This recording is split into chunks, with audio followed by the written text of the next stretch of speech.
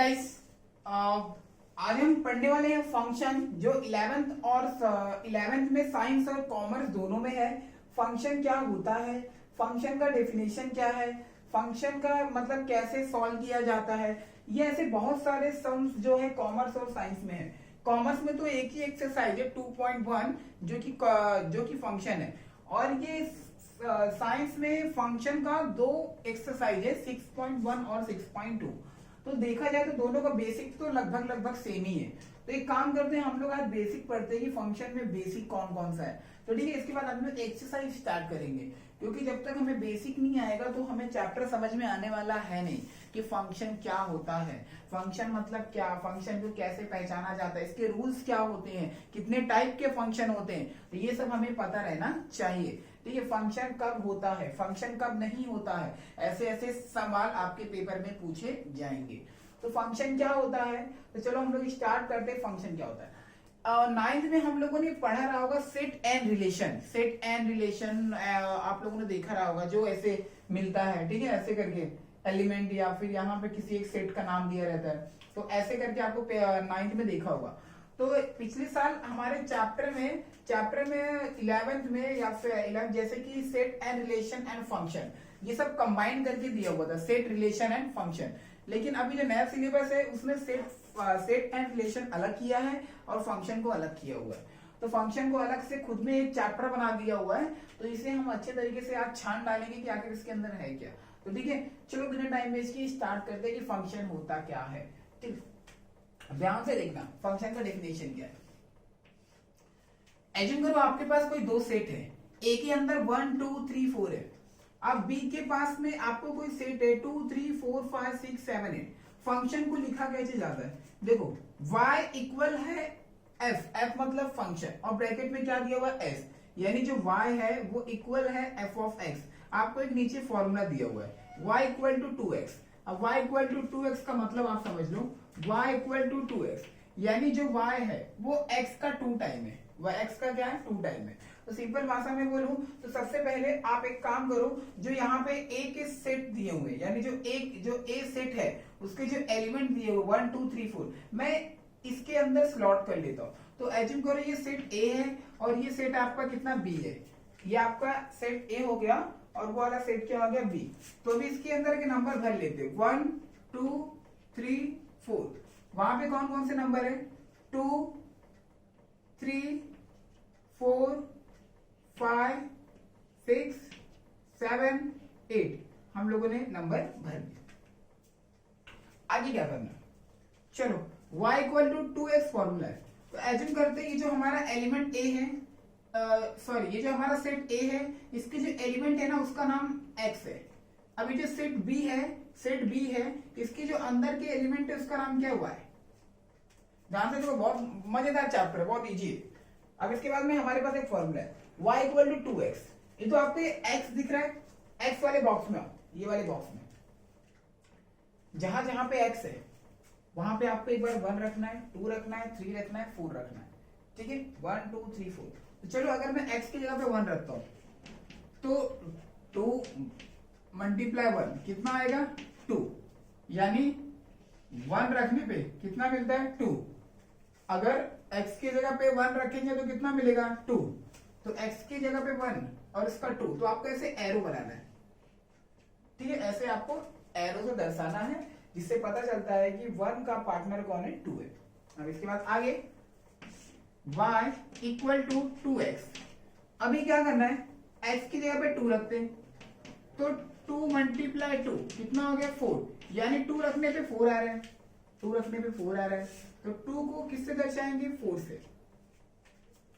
अभी आगे एक बार 3 रखते हैं, तो x की जगह पे 3 रखो, 2 मल्टीप्लाई 3, तो 2 3 जा 6, यानी 3 रखने पे 6 आया, तो अभी 3 का पार्टनर कौन हो गया 6।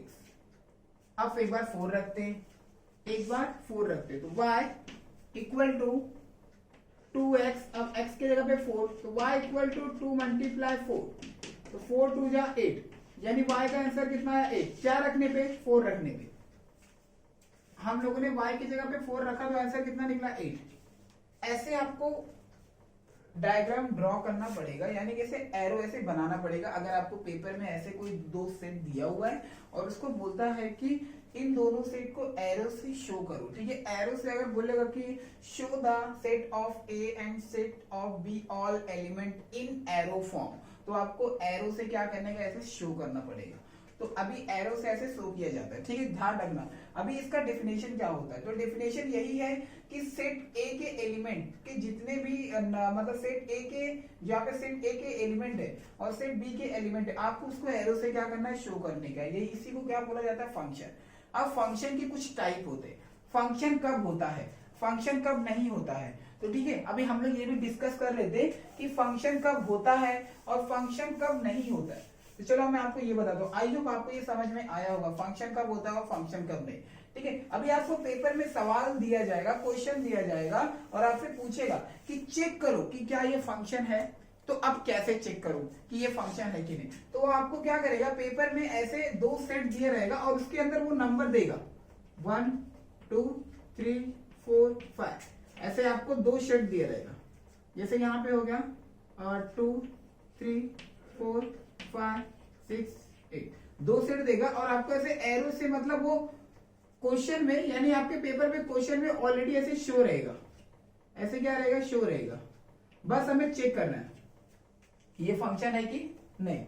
तो अब कैसे शो किया जाएगा ये फंक्शन है कि नहीं, ठीक है। पेपर में आपसे पूछेगा कि check this element is are function और नॉट, ये फंक्शन है कि नहीं, ये हमें क्या करने का, चेक करना है। क्या करना है, हमें चेक करना है। तो अभी ध्यान से देखना कैसे चेक किया जाता है कि फंक्शन है कि नहीं। पहला वाला, ध्यान से देखना मैं क्या बोल रहा हूं, पहला वाला सेट के जितने भी एलिमेंट है वो कभी खाली नहीं रहने चाहिए। मतलब 1 2 3 4 5 सब नंबर को देखो एरो से दर्शाया गया है, सब नंबर को एरो से दर्शाया गया है। लेकिन बी में देखो सब नंबर दर्शाया गया है लेकिन 8 को छोड़कर आपको y वाले को भूल जाना है, आपको बस x को ध्यान दो। x में कोई नंबर खाली नहीं रहना चाहिए। अब खाली मतलब क्या, सर नहीं समझा, तो चलो मैं बताता हूं। अब जैसे कि यहाँ पे 1 2 3 है, अब यहाँ पे मैंने ले लिया 1 2 3 1 2 और मैंने यहाँ पे 9 ले लिया। चलो 1 का ये पार्टनर हो गया, 2 का ये पार्टनर हो गया, ठीक है। अब मानते चलो ये आपका एलिमेंट ए है, ये एलिमेंट बी है। अब देखो एलिमेंट ए में आपका एक नंबर खाली है, ये खाली है 3, इसके पास एरो है ही नहीं, तो ये फंक्शन नहीं है, ठीक है। कहने का मतलब क्या है, एलिमेंट ए के जितने भी सेट रहेंगे सबके ऊपर एरो रहना कंपलसरी है। अगर एरो सबके ऊपर है तो वो आपका फंक्शन है, अदरवाइज वो फंक्शन नहीं है। अब बात करते हैं बी में। सर अगर बी में कोई एलिमेंट खाली रहा तो क्या वो फंक्शन नहीं है? नहीं, आपको बी से मतलब नहीं रखने का। बी में चाहे खाली रहे या ना रहे, ठीक है, आपको उससे मतलब नहीं, आपको ए को चेक करने का, बस बी को चेक नहीं करने का। ए के ऊपर पूरा डिपेंडेंट है। अगर आपका ए का जितना भी एलिमेंट है सब एरो से शो किया गया है तो इसका मतलब कि ये फंक्शन है। Got it? ये समझा? अभी एक और तरीका है कैसे पता किया जाता है कि वो फंक्शन है कि नहीं। तो ठीक है, एक और तरीका है, मतलब एक और स्टेप है, मैं वो भी आपको बता दे रहा हूं। तो अब मान के चलो कि ये सेट ए है और यहां पे क्या सेट बी है, ये मेरा सेट बी हो गया। इसके अंदर मैं कोई नंबर लेता हूं 1 2 3 4 5 और यहां पे मैंने नंबर ले लिया 1 2 1 4 5। अब जैसे कि यहां पे 1 1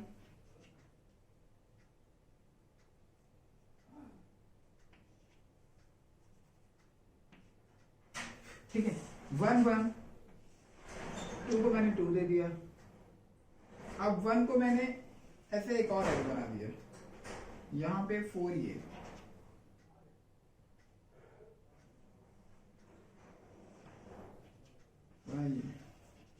देखो आपको ऐसे एरो शो नहीं करने का, ठीक है। वो पेपर में आपको ऐसे एरो बना के देगा, ठीक है। मैं आपको समझाने के लिए बता रहा हूं कि कैसे पता करोगे कि फंक्शन है कि नहीं। मैं बस समझाने के लिए बता रहा हूं कि कैसे पता किया जाने का, ठीक है। आपको ऐसे एरो कब बनाने का, जब आपको कोई फॉर्मूला देगा, जैसे कि मैंने आपको पहले बताया था ना y इक्वल टू, अगर ऐसा कोई फॉर्मूला देता है ना तब आपको एरो बनाना पड़ेगा। अगर वो ऑलरेडी एरो बना के दे रहा है, अगर ऑलरेडी क्वेश्चन वाले हमें एरो बना के दे रहे हैं, इसका मतलब क्या कि वो हमसे ये पूछ रहे हैं कि ये फंक्शन है कि नहीं, ठीक है, तो अभी कैसे पता करोगे? तो ये जो सेट ए है, समझो कि ये लड़का है, क्या ये? ध्यान से देखना, मैं कैसे बता रहा हूं, एक स्टोरी की तरह बताऊंगा, समझ जाओगे आप लोग। ये भी थोड़ा सा हमें चेक करना है। एक लड़का है, ठीक है, ए मतलब कौन है, या फिर ए जो ए है, समझ लो कोई लड़का है या फिर कोई अंकल है, ठीक है, चलो मान के चलो ए कोई अंकल है, ठीक है, ए कोई अंकल है, इनके पास 3 बेटी, कितनी बेटी है? नहीं, बेटे ले लो, बेटा, ये जो अंकल है इनके पास 3 बेटे, 1 2 3। अब ये कोई बी है, ये भी कोई अंकल है, इनके पास 3 बेटी है, कितनी बेटी है? 3 बेटी। चलो मैं इनको इनकी बेटी को भी यहां पे नंबर लिख देता हूं, 1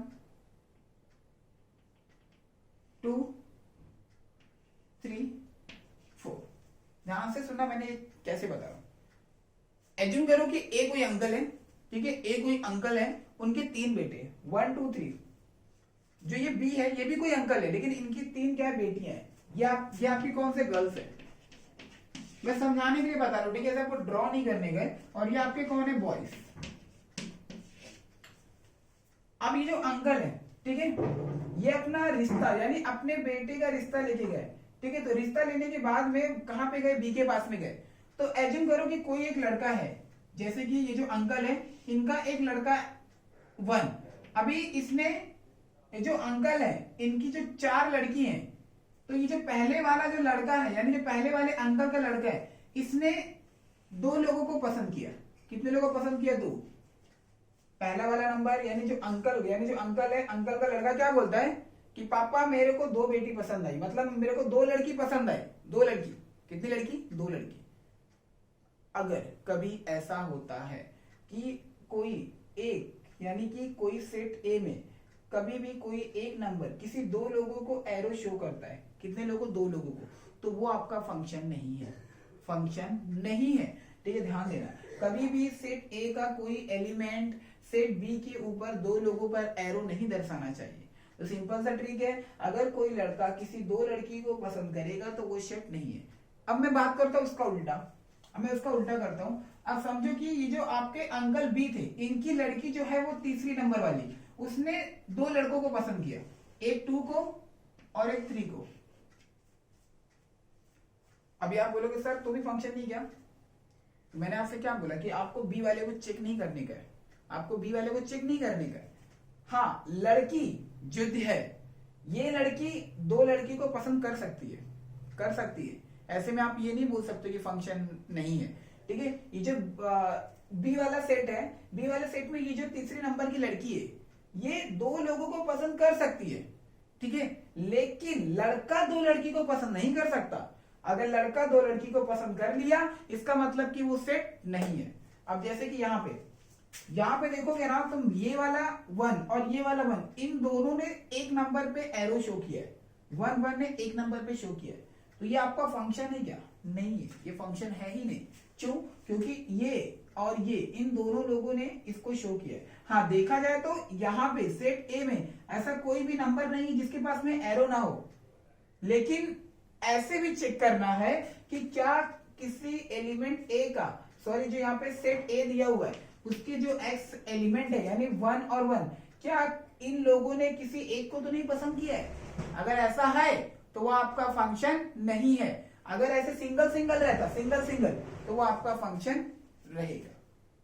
समझा कैसे चेक करने का है? ठीक है, मैं क्या बोल रहा हूं, अगर लड़की पसंद करेगी तो चलेगा, लड़का नहीं पसंद करना चाहिए। अगर मैं इसका उल्टा करके बताऊं आपको, अगर मैं इसका उल्टा करके बताता हूं, जैसे कि यहां पे 1 2 3 4, यहां पे भी एक एरो बना लिया, 1 2 3 4। अब जैसे कि यहाँ पे 2 एरो है यहाँ के ऊपर, 2 एरो है यहाँ के ऊपर, 2 एरो है यहाँ के ऊपर। एक मिनट, अभी ये इसके ऊपर, ये आपका इसके ऊपर, ठीक है। चलो अब हम लोग चेक करते हैं। सबसे पहले आप देखो, ये जो सेट ए है, यानी जो आपका सेट ए है, ये जो आपका सेट ए है, इसके अंदर कोई डब्बा खाली नहीं है क्या? मतलब कोई एलिमेंट खाली नहीं है। 1 2 3 4 सबके ऊपर एरो है। आप चेक करो क्या किसी एक ने 2 लोगों को पसंद तो नहीं किया है? देखो 1 का 2 गया, 2 का 3 गया। देखो ये एरो का मतलब क्या? एरो देखो यहाँ पे रिटर्न आया है, एरो मतलब रिटर्न आया है, इसका मतलब क्या कि ये जो एरो है वहां से आया है। तो ये लड़की ने, ये जो दूसरे नंबर की लड़की है ना, इसने पसंद किया है दो लोगों को, एक 1 को और एक 2 को। तो उससे हमें मतलब नहीं है, लड़की अगर पसंद करेगी तो चलेगा, लड़की अगर पसंद करती है तो चलेगा, हमें किससे मतलब है, लड़के से मतलब है बस। अगर लड़का दो लोगों को पसंद करेगा तो नहीं चलेगा। तो 1 का 2 है, 2 का भी 2 है, तो लड़की ने पसंद किए, छोड़ो। 3 का 1 है, 4 का 3 है, मतलब इसमें कोई भी एलिमेंट खाली नहीं है। और इसमें से किसी ने भी दो लोगों को पसंद नहीं किया, लड़की ने किया है वो, तो भी आपका फंक्शन कहलाएगा। वो आपका फंक्शन है, क्योंकि इसमें पूरे के पूरे एलिमेंट को एरो से शो किया गया है। इसमें कोई एलिमेंट ऐसा नहीं है जो खाली हो, मतलब इसमें ऐसा कोई भी एलिमेंट नहीं है जो खाली हो, सबके पास में एरो है। और वहां पे लड़की ने दो लोगों को पसंद किया है, लड़के ने नहीं, तो आपका ये फंक्शन है। तो बस अब यही डेफिनेशन था कि कैसे चेक किया जाए फंक्शन है कि नहीं। ठीक है, ये आपका पहला टॉपिक मेरा कंप्लीट हो गया कि आप how to check the set of function or not. तो ये आपका फंक्शन चेक करने का तरीका। चलो अब आगे अगला टॉपिक, अब अगला टॉपिक देखते हैं हम लोग, रेंज क्या होता है, रेंज ऑफ अ फंक्शन। तो अभी हम लोग अगला टॉपिक देखते हैं कि रेंज ऑफ फंक्शन। अब रेंज ऑफ फंक्शन क्या दिया है, एग्जांपल के लिए समझो यहाँ पे मैंने कोई सेट ए ले लिया, सेट ए। अब इसके जो एलिमेंट है वो एक्स है, क्या नंबर ले लेता हूं मैं, 1 2 3 4। एक और सेट यहाँ पे ले लेता हूं, उसकी जो नंबर है वो मैं ले लेता हूं 1 4 9 16 25 और यहाँ पे ले लिया मैं 36। ठीक है, अब पेपर में आपको ऐसे एक y equal to X square ऐसे एक फॉर्मूला देगा, एक फॉर्मूला देगा और आपको बोलेगा और आपसे पूछेगा कि एरो से शो करो, एरो से शो करो और पता करो कि रेंज क्या होता है, पता करो कि रेंज क्या है। अब रेंज क्या होता है सर, तो चलो मैं आपको बताता हूं। सबसे पहले आपका फॉर्मूला क्या है वो लिखो, y इक्वल टू एक्स का स्क्वायर, ये आपका क्या है फॉर्मूला है। ठीक है, मतलब जो y है वो x का स्क्वायर है, ध्यान से देखना, जो y है वो x का स्क्वायर है, तो ये x है ये y है। तो y अभी x पहला नंबर कौन है 1, पहला नंबर कौन है 1, तो 1 का स्क्वायर कितना होता है 1, यानी 1 का पार्टनर कौन है 1 ही है। अब 1, अब कौन लेता हूं 2, 2 का स्क्वायर, 2 का स्क्वायर कितना होता है 4, यानी 2 का पार्टनर कौन है आपका 4। अब 2 की जगह नहीं, अब 2 की जगह पे कौन 3, 3 का स्क्वायर कितना होता है 9, यानी 3 का पार्टनर कौन है 9। अब कौन आएगा 4, 4 का स्क्वायर, यहाँ पे 4 है क्या है, 4 का स्क्वायर कितना होता है 16।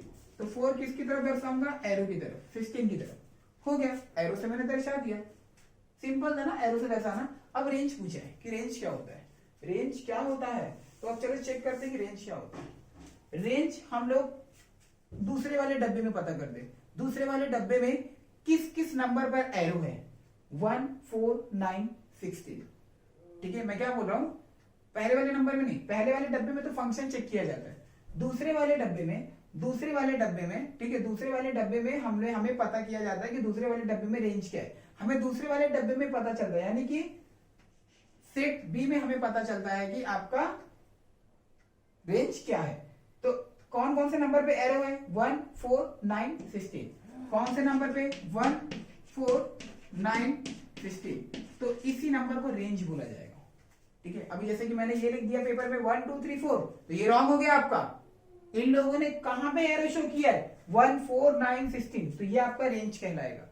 ठीक है, जिस तरफ में एरो का निशान जाएगा, ठीक है, जिस तरफ में एरो का निशान जाता है वो आपका क्या होता है, रेंज होता है। और ज्यादातर 99% रेंज आपका सेट बी में ही मिलता है। ठीक है, तो बस ध्यान में रखना, जिस तरफ में आपका एरो जाएगा, यहाँ देखो एरो है एरो है एरो है, तो ये मतलब ये वाला साइड आपका रेंज है। और कभी कभी आपके पेपर में जरूरी नहीं है कि मतलब आपसे, अगर आपसे पेपर में रेंज भी पूछ सकता है कि व्हाट इज अ रेंज, तो कभी कभी क्या होता है क्वेश्चन में वो एरो नहीं देगा, मतलब ऐसे डॉट करके देगा, ऐसे डॉट, ऐसे वो डॉट डॉट डॉट हम लोगों ने दे दिया। अभी बड़ा कंफ्यूजन होता है, अरे सर इसमें तो एरो ही नहीं है, हम लोग कैसे पता करेंगे रेंज कहां पे। तो टेंशन नहीं है, रेंज ज्यादातर बी में मिलता है, आपको बी को ही देखने का है, बी वाले को ही देखो, कौन है 1 4 9 16। ठीक है, अगर एरो नहीं भी रहा तो भी आपको किसको देखने का है, बी को ही चेक करना है, ठीक है, बी को ही क्या करने का है, आपको चेक करने का, ये बात ध्यान में रहे, समझा, ठीक है। अब रेंज कैसे चेक किया जाता है, आइए आपको समझ में आ रहा होगा, ठीक है, रेंज कैसे आपको चेक करना है। तो चलो अभी आगे बढ़ते हैं हम लोग, अभी आगे क्या करना है,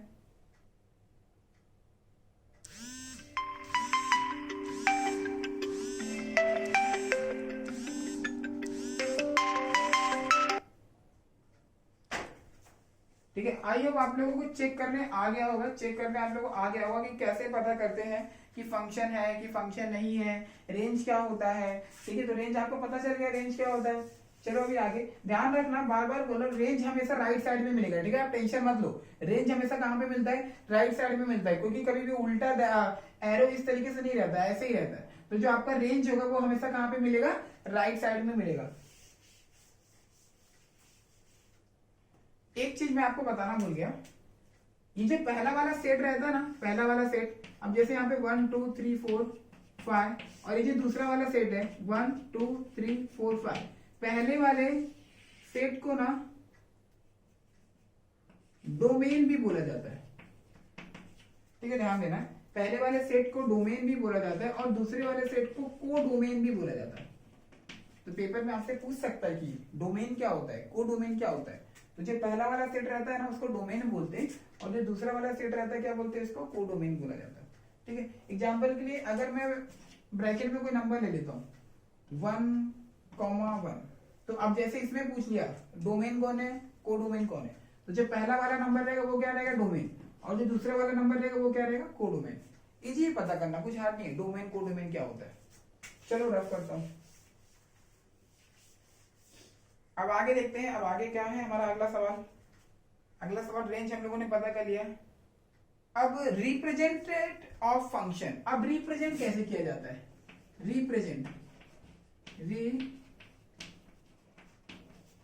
रिप्रेजेंटेशन ऑफ फंक्शन। तो इसको प्रेजेंट करने के कौन कौन से तरीके, तो ध्यान देना, सबसे पहला एरो डायग्राम, एरो डायग्राम, इसके बाद सेकेंड आपका है ऑर्डर पेयर,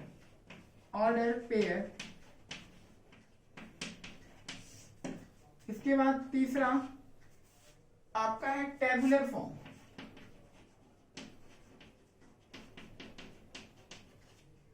एक मिनट कैमरा में चेक करो पूरा आ रहा है कि नहीं, पता चला पढ़ा रहा हूं वहां पे आज शो ही नहीं कर रहा हूं, हाँ ठीक है। चलो तो आपके फंक्शन को रिप्रेजेंट करने के तीन तरीके, एक एरो डायग्राम, एक होता है आपका ऑर्डर पेयर, और एक होता है टेबुलर फॉर्म। तो एक एक करके हम लोग पढ़ते हैं, ऑर्डर पेयर क्या होता है, एरो डायग्राम क्या होता है, टेबुलर फॉर्म क्या होता है, ठीक है।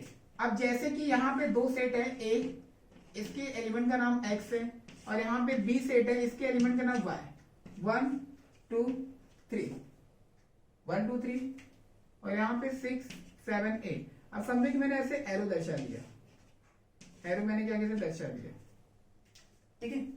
तो इसी को एरो डायग्राम बोला जाता है, ये आप लोगों ने अभी सीखा एरो डायग्राम क्या होता है, वही एरो से क्या करना, शो करना है, ये कुछ हार्ड नहीं था, इसको एरो डायग्राम क्या करते हैं बोला जाता है। अब इसके अंदर भी बहुत सारे टाइप्स होते हैं कि ये कौन सा डायग्राम है, तो मैं आपको भी आगे बताता हूँ, ठीक है। फिलहाल के लिए यहाँ पे देखो ऑर्डर पेयर क्या होता है।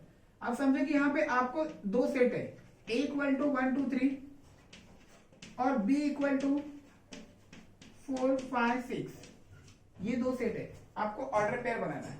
तो ऑर्डर पेयर कैसे बनाया जाता है, ठीक है। तो आपको यहाँ पे F लिख दो, नहीं तो जान दो ऐसे ऑर्डर पेयर बनाया कैसे जाता है। तो ऐसे एक बार 1 को 4 के साथ में लो, एक बार 2 को 5 के साथ में लो, एक बार 3 को 6 के साथ में लो, इसी को ऑर्डर पेयर बोला जाता है। अगर कोई फॉर्मूला देगा तो हम लोग फॉर्मूले से यूज करेंगे, नहीं तो हम ऐसे ही आपको क्या करना मैं बता रहा हूं कि ऑर्डर पेयर लिखने का तरीका क्या है। 1 को 4 के साथ में लिखा, 2 को 5 के साथ में लिखा, 3 को 6 के साथ में लिखा, ये मेरा ऑर्डर पेयर है। अब पेपर में आपको क्वेश्चन पूछेगा कि check this sum is are order pair और नॉट। अब इसके अंदर भी सम आपसे पूछा गया है, कॉमर्स में साइंस में दोनों में, कि चेक करो कि जो दिया गया पेयर है वो ऑर्डर पेयर है कि नहीं। तो चलो हम इसके अंदर क्या क्या शर्त है मैं बता देता हूँ। जैसे पहले वाले में था ना वैसे इसमें भी है, ठीक है, कि ये लेफ्ट वाला यानी जो लड़का है वो दो लड़की को पसंद नहीं कर सकता, दो लड़की एक लड़की को पसंद कर सकती है, वैसा ही कुछ इसके अंदर भी है। सबसे पहली बात कि जो सेट ए है उसके एलिमेंट सबके सब नंबर आने चाहिए। सबके सब नंबर मतलब 1 2 3, देखो आया है क्या 1 2 3। अब बात करते हैं कि अगर 1 2 टाइम आ गया तो 1 अगर 2 टाइम आ गया तो ये ऑर्डर पेयर नहीं है, ये ऑर्डर पेयर नहीं है, ठीक है। 1 मतलब जो सेट ए है उसके एलिमेंट, बी वाले को छोड़ दो, बी वाले को छोड़ो, बी से मतलब नहीं, आपको इसमें भी ऐसे ही मतलब है, ऑर्डर पेयर में भी आपको ऐसे ही मतलब है। तो ऑर्डर पेयर में जो सेट ए रहेंगे मतलब सेट ए के जो एलिमेंट है वो 2 टाइम रिपीट नहीं होने चाहिए, ये तुम्हारी पहली शर्त है। अब दूसरा शर्त क्या, कि जैसे कि मैंने ये लिखा ही नहीं, यहां पे मैंने कितना लिख दिया 2 1 2, तो 3 आपका मिसिंग है, तो भी ये ऑर्डर पेयर नहीं है, तो भी ये ऑर्डर पेयर नहीं है, ऐसे चेक किया जाता है, ठीक है। सिंपल सा तरीका बताऊं तो ऑर्डर पेयर में जो सेट ए रहेगा उसका सभी का सभी एलिमेंट आना चाहिए, अगर आया तो वो आपका ऑर्डर पेयर है, अगर नहीं आया तो ऑर्डर पेयर नहीं है। तो कैसे चेक करोगे ऑर्डर पेयर है कि नहीं, तो सेट ए में कोई नंबर 2 टाइम रिपीट नहीं होना चाहिए, और दूसरी शर्त क्या कि इसके अंदर से कोई भी एलिमेंट गायब नहीं होना चाहिए। ये दो कंडीशन ऑर्डर पेयर क्या करता है, फॉलो करता है। आई होप आपको ये भी समझ में आ गया होगा। अब क्या करते हैं, टेबलर फॉर्म करते हैं। टेबलर फॉर्म क्या होता है, टेबलर फॉर्म एक टेबल है। अब इमेजिन करो मैंने ऐसा टेबल बना लिया और ऐसे मैंने टेबल बनाता हूं, यहां पे मैंने लिखा y, नहीं तो यहां पे लिख देता हूं x, और यहां पे लिखा मैंने फंक्शन ऑफ x। समझे, मैंने x का कुछ नंबर दिया है 1 2 3 4 5, ठीक है। तो आपको ये नीचे वाला टेबल भरना है, तो आपको कोई फॉर्मूला देगा कि जो फंक्शन ऑफ x है वो x का स्क्वायर है। क्या है वो, x का स्क्वायर है। तो ठीक है ना, हम लोग वन टाइम करते हैं फंक्शन ऑफ x, सबसे पहले 1 लेता हूं, 1 का स्क्वायर कितना होगा 1, तो यानी यहाँ पे कितना आ गया 1। अब हम लोग x की जगह पे कितना लेंगे 2, तो 2 का स्क्वायर कितना होता है 4, तो यहाँ पे कितना आ गया 4। फंक्शन ऑफ x अब कितना लेता हूँ 3, तो 3 का स्क्वायर कितना हो गया 9, यानी यहाँ पे कितना आ गया 9, तो यहाँ पे कितना आएगा 16, स्क्वायर आ रहा है कितना 25। ऐसे इसी को टेबलर फॉर्म बोला जाता है, ठीक है। तो टेबलर फॉर्म में अगर आपको कोई ऊपर वाला नंबर दिया हुआ है, नीचे वाला नंबर भरने को बोला जाता है, तो क्या पता आपको ऐसे कोई फॉर्मूला दे और उस फॉर्मूले की मदद से आपको ये भरना है। बस इतना सा ये सिंपल है, इसमें कुछ ज्यादा हार्ड नहीं। आपको कोई फॉर्मूला दिया जाएगा, उसकी मदद से आपको क्या करना है, नीचे वाले डब्बे या फिर ऊपर वाले डब्बे को सॉल्व करना है। ये कुछ ज्यादा हार्ड नहीं है, आप स्क्वायर निकाल के आसानी से निकाल सकते हो। समझे टेबलर फॉर्म क्या होता है, रफ करूं मैं, अभी आगे देख लेता हूं कि अभी आगे क्या है, ठीक है, बाय रिलेशन। चलो ठीक है, अभी मैं इसको रफ कर देता हूं।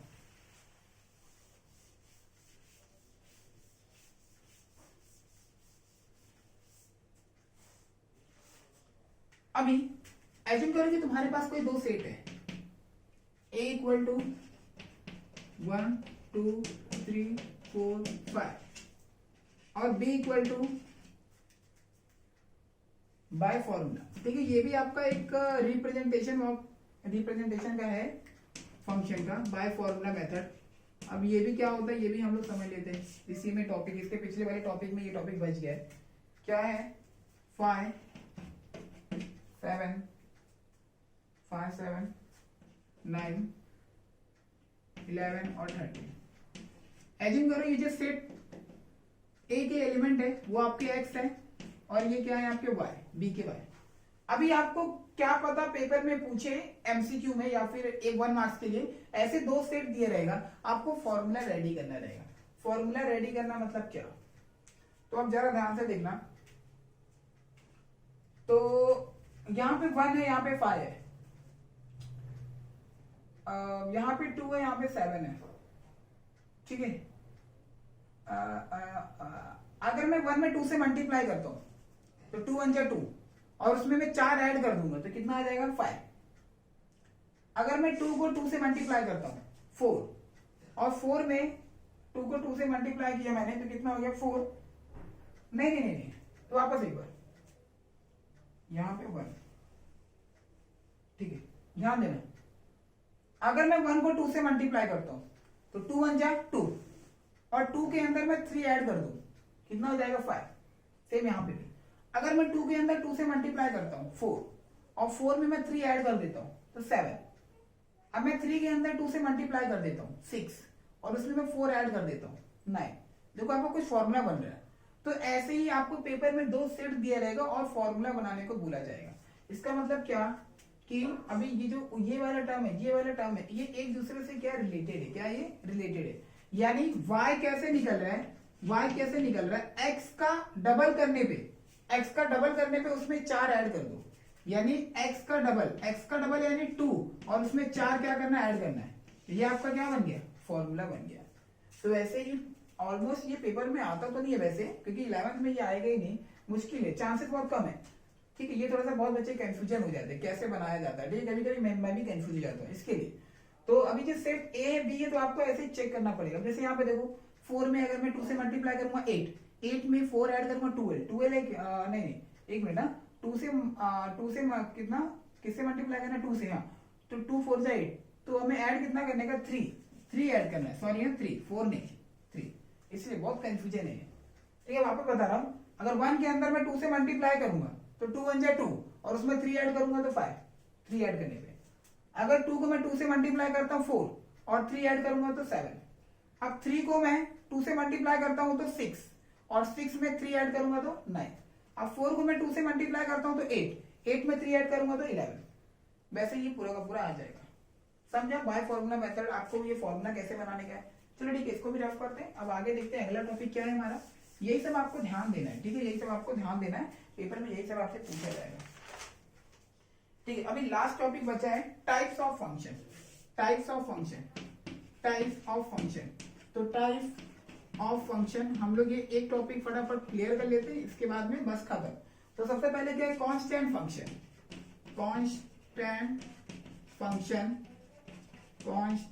फंक्शन।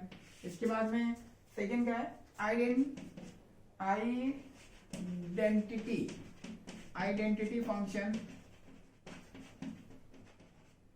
ठीक है, ये समझो आपका सेकंड है, ये आपका फर्स्ट है, ये आपका सेकंड है, ये फर्स्ट है। और यहाँ पे मैं थर्ड ले लेता हूँ। थर्ड कौन सा है आपका, 1 to 1 फंक्शन। और यहाँ पे मैं आपका नंबर 4 ले लेता हूँ। 4 आपका क्या है, मैनी टू वन फंक्शन।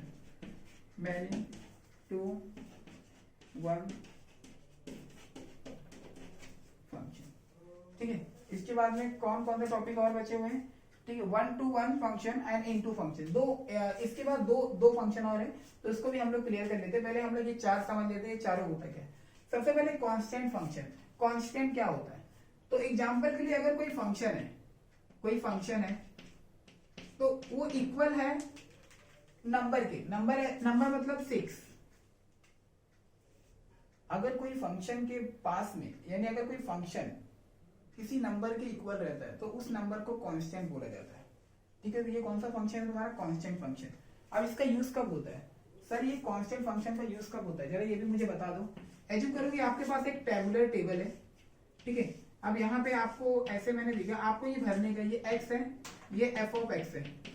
ठीक है, अब यहाँ पे मैंने ले लिया 1 2 3। अब मैं एक फॉर्मूला देता हूँ, f of x equal to 4। ठीक है, अभी जैसे कि इसके पहले तो आपका f ऑफ x जो है वो x का स्क्वायर है, ऐसे कुछ दे रहा था, या फिर x का स्क्वायर नहीं तो 2 प्लस x दे सकता है। तो x वाला नंबर हम लोग रखते हैं 1 प्लस 2 3, तो x की जगह पे 2 रखते हैं तो 2 प्लस 2 4, x की जगह पे 3 रखते हैं तो 3 प्लस 2 5। हाँ, आसानी से नीचे वाला टर्म भर सकते हो, लेकिन यहाँ पे तो कोई नंबर दिया हुआ है 4, सर ये कैसे भरा जाएगा, तो उसे कांस्टेंट फंक्शन बोला जाता है। मतलब आप इसमें आंसर भर ही नहीं सकते हो, जिसे हम लोग बोलते हैं ना अनडिफाइंड के नाम से जाना जाता है। आप ऐसे देखे रहोगे ना अनडिफाइंड, इसके लिए तो कांस्टेंट जो है ना, कांस्टेंट क्या काम करता है, कांस्टेंट ऐसी जगह पे यूज होता है जहां पे आंसर नहीं निकाला जा सकता, उसी को क्या बोला जाता है, कांस्टेंट फंक्शन। समझ गया, फर्स्ट क्या होता है। अब सेकंड चलते हैं, आइडेंटिटी फंक्शन। अब आइडेंटिटी फंक्शन क्या होता है, आइडेंटिटी फंक्शन बहुत सिंपल है। अगर ये भी एक टेबुलर टेबल की तरह है, अब एग्जांपल के लिए यहाँ पे 1 है, नहीं समझिए ये x है, ये f ऑफ x है। अब यहाँ पे 1 2 3 4 है, आपको ये नीचे वाला बॉक्स करना है। तो आपको क्या करना है, यही ऊपर वाला नंबर सेम नीचे कॉपी कर देना है, सेम नीचे ऊपर वाला नंबर सेम नीचे कॉपी कर देना है, कोई भी चेंज नहीं, कोई भी फॉर्मूला नहीं। इसी को क्या बोलते हैं, आइडेंटिटी फंक्शन, आइडेंटिटी फंक्शन बोला जाता है। ठीक है, ऊपर वाला नंबर सेम नीचे क्या कर दो, कॉपी कर दो। इजी था ना। चलो अब चलते हैं 1 to 1 फंक्शन। अब 1 to 1 फंक्शन क्या होता है, अब 1 to 1 मतलब जैसे कि यहाँ पे 1 2 3 है, ये सेट A है, इसका एलिमेंट X, और ये सेट B है 1 2 3 और इसका एलिमेंट Y। अब समझो कि 1 एरो 1 है, 2 का एरो 2 है, 3 का एरो 3 है। 1 to 1 फंक्शन मतलब देखो यहाँ पे जितने भी नंबर है 1, मतलब सब लोगों ने एक एक एरो लिया, वहां पे भी देखो एक एक एरो पे शो किया, 1 1 2 2 3 3। कहने का मतलब क्या है कि यहाँ पे जितने एलिमेंट है सब लोगों ने कितना एरो लिया है, 1 1। वहां पे भी जितने एलिमेंट है कितना एरो लिया है, 1 1। तो ऐसे फंक्शन को क्या बोला जाता है, 1 to 1 फंक्शन। अभी अगला है many to 1 function. Many to 1 function मतलब 1 2 3। अब यहाँ पे 1 2 3, ठीक है, मैंने ये दे दिया। अब मैनी टू 1 फंक्शन मतलब क्या है, मैनी मतलब होता है बहुत सारे। तो एज्यूम करो इन दो लोगों ने एक लोगों को पसंद कर लिया, ऐसे दो लोगों ने एक लोगों को पसंद कर लिया, ठीक है। मतलब ये जो दो लोगों ने नहीं, मतलब कि ये जो 1 है ये 2 है, ये दोनों एक ही तरफ जा रहे हैं, तो ये दोनों मतलब मैनी, और इन लोगों ने एक की तरफ शो किया, तो 1 फंक्शन। मैनी टू 1 फंक्शन क्या बोला जाता है, मैनी टू 1 फंक्शन। तो अगर ऐसा कभी है कि कोई दो एक की तरफ जा रहा है, अब जैसे यहाँ पे ये 3 2 की तरफ गया, तो इसमें प्रॉब्लम क्या है कि यहाँ पे दो लड़कों ने एक लड़की को पसंद किया, तो ये मतलब कौन सा फंक्शन हो गया, मैनी टू 1, यानी बहुत सारे लोगों ने एक लोगों को क्या किया, एरो शो किया, तो ये मैनी टू 1 है। और इसके पहले जो मैंने आपको फंक्शन बताया था कैसे पहचानोगे, मैंने क्या बोला था कि एक लड़का दो लड़की को पसंद नहीं कर सकता, ठीक है। तो अगर आपको मैं बोलूं वो क्या होता, तो वो क्या हो जाता, 1 to many फंक्शन, उल्टा 1 to many फंक्शन। अब जैसे कि ये एरो ऐसे रहता, भाई ये लड़के ने इसको पसंद किया और इसको भी पसंद किया, तो ये 1 to many फंक्शन, ऐसे आपको पहचानना पड़ेगा, ठीक है। लेकिन यहाँ पे मैनी टू 1 फंक्शन, मैनी मतलब दो लोगों ने एक को पसंद किया, तो ये मैनी बीच में टू 1 फंक्शन। बहुत इजी है ना, बस बहुत इजी है, कुछ ज्यादा हार्ड नहीं, ठीक है। चलो अब यहाँ पे लास्ट 2 टॉपिक और बचा हुआ है, 1 to फंक्शन और आपका क्या बचा हुआ है, इनटू फंक्शन। 1 to, ये 1 to 1 फंक्शन था, ये मैनी टू 1 फंक्शन था। अब ये 1 to फंक्शन बचा हुआ है, यहाँ पे साइड में कर देता हूं, 1 to फंक्शन, 1 to फंक्शन, और एक लास्ट आपका क्या है, into function, into function, into function, ठीक है। ये आपका 5 और ये आपका क्या है 6। तो 5 हम लोग देखते क्या है, और 6 भी क्या देख लेते हैं, तो देख लेते हैं।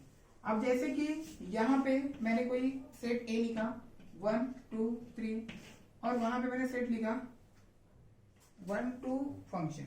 अब यहाँ पे 1 2 3, तो x y। देखो 1 to फंक्शन में ना आपको B से मतलब है, 1 to फंक्शन में आपको B से मतलब है। अगर B में कोई